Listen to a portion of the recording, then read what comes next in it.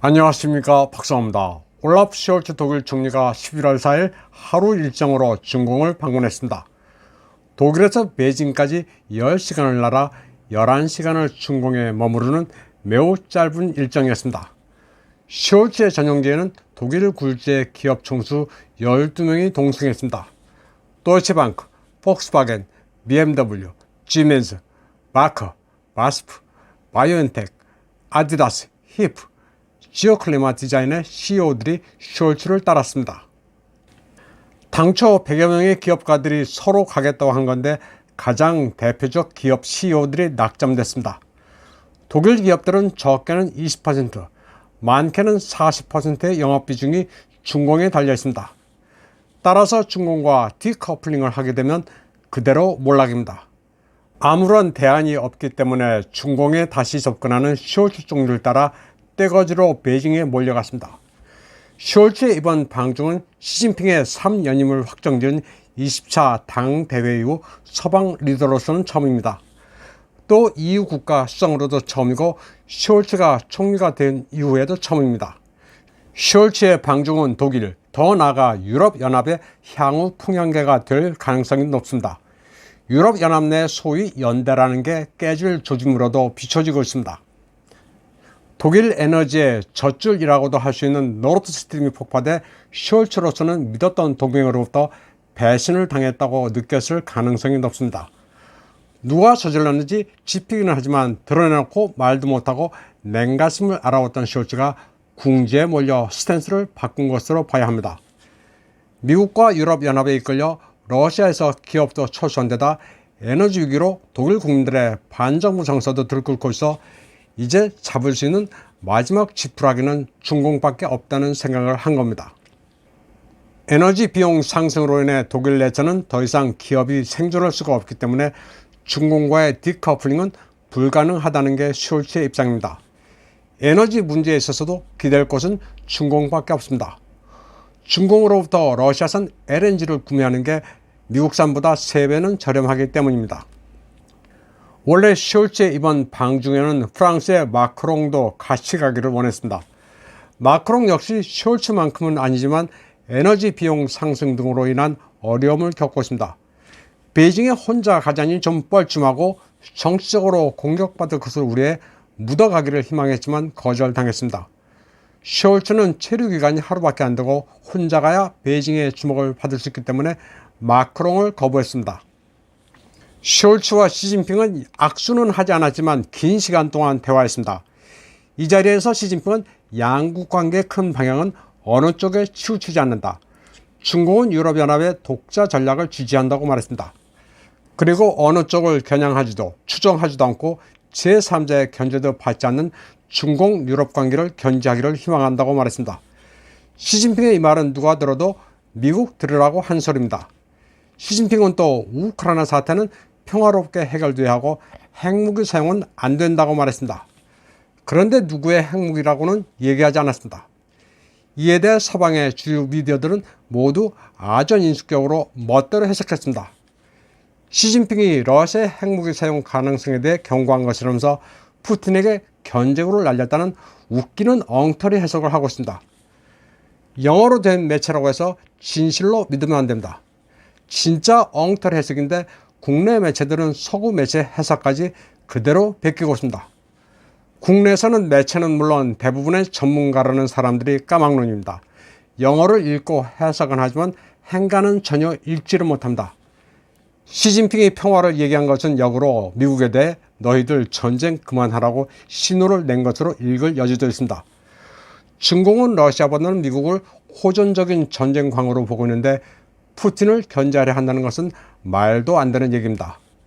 숄츠는 중공을 겨냥한 신냉전에 독일을 끌어들이면 안 된다면서 중공과 디커플링은 하지 않겠다고 선언했습니다. 이에 대해 중국 사회과학원의 양제프는 독중 양국의 경제합작에 대한 적극적인 신호는 다른 유럽 국가에도 보내는 메시지라고 말했습니다.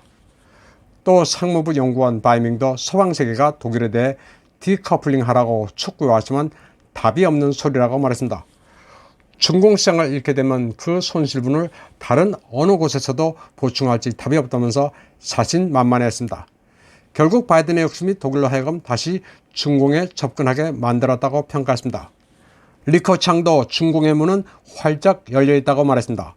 이에 대해 숄츠는 독일은 경제 글로벌리제이션을 추구하며 디커플링과 신용 논리에 반대한다고 말했습니다. 독중의 이 같은 밀착에 미국은 발칵 뒤집혔습니다. CNN은 경제사절단을 이끈 숄츠의 방중으로 인해 독일의 대중공 의존도가 더욱 심화됐다고 보도했습니다. 독일은 지난해 전체 수입액의 12%가 중공이었습니다. 노트북은 80%, 모바일폰은 70%가 중공산이었습니다. 독일은 산업의 중추인 자동차, 화학, 기계공업을 모두 중공 비즈니스에 의존합니다. 때문에 지난 3분기 동안 독일의 대중투자는 114.3%나 증가했습니다. 숄츠가 중공에 다가오자 중공은 그의 방중의 즈음에 140대 에어버스 항공기를 구입하겠다고 밝혔습니다. 아주 큰 선물 보따리를 안긴 셈인데 이는 미국의 보잉에 상당한 타격입니다. 그러자 EU의 외교수장 보렐은 현재 많은 서방 국가가 중공과 매우 강력한 경제 관계를 맺고 있으며 중공과 러시아를 동등하게 대우하면 안 된다고 말했습니다. 나름 중공과 러시아를 갈라치려는 시도입니다. 그러나 결국은 EU도 독일처럼 중공에 다시 기울어질 가능성도 상당합니다. 미국과 영국이 밀어붙이는 반러 스탠스를 무작정 추종했다가 경제가 빈사 상태에 빠진 마당에 중공과 디커플링하면 대책이 아예 없기 때문입니다. 프랑스도 독일을 따를 조짐을 보이고 있고 헝가리, 이태리 등은 중공에 친화적입니다. 한편 미국은 숄츠의 방중에 앞서 베이징에 잘못된 신호를 주지 말라고 경고했습니다. 토니 블링컨 미 국무장관은 11월 3일 G7 외교부장 회의에서 아날레나 베어복 독일 외교부장과 만나 이런 뜻을 밝혔습니다. 베어복은 블링컨에게 중공은 국제 문제의 파트너인 동시에 경쟁 상대, 대립 상대라고 말했습니다. 친환경 탈레반 녹색당 소속인 베어복은 강한 친미 스탠스로 그동안 어정쩡한 입장의 숄츠와 나를 세워왔습니다. 로이터에 따르면 미국은 독일에 대해 함부르크항 지분을 중공에 넘기지 말라고 압박을 가하기도 했습니다. 그러자 숄츠는 함부르크항의 중공 기업 지분을 기존의 36%에서 24%로 다소 줄이는 식으로 타협했습니다. 수치가 줄긴 했지만 지분을 넘긴 것은 마찬가지입니다. 미국의 지령을 들어주는 듯 했지만 거부한 것으로 볼 수 있습니다. 중공은 대유럽 외교에 크게 성공한 셈입니다. 서로 베이징에 오려는 숄츠와 마크롱을 지렛대 삼아 EU의 구멍을 뚫으려는 게 중공의 외교 전략입니다. 시진핑은 20대 공산당 대회가 끝나자마자 외교에서는 잇따라 큰 성과를 거뒀습니다. 10월 31일에는 베트남, 11월 2일에는 파키스탄, 11월 3일에는 탄자니아 고위층이 방중해 경제 무역 관계를 강화하기로 합의했습니다. 특히 베트남과 중공은 연합성명을 발표하고 미국의 남진해의 개입을 저지하기로 합의했습니다. 그동안 친미였던 베트남도 중공으로 말을 갈아탔습니다. 한편 터키 에르도안 대통령은 숄츠의 방중이 독일의 대러시아 스탠스에도 변화가 생길 조짐이라고 해석했습니다. 이런 가운데 일본도 에너지만큼은 러시아의 줄을 놓지 않고 있습니다. 또 산케이 신문은 기시다 총리도 오는 G20에서 시진핑과 만나기로 이미 일정이 마련됐다고 보도하고 있습니다. 구름이 일다 다시 흩어지듯 국제 외교의 변화가 아주 변화무쌍합니다. 이번 방송은 여기까지 하겠습니다. 시청해주신 여러분 감사합니다.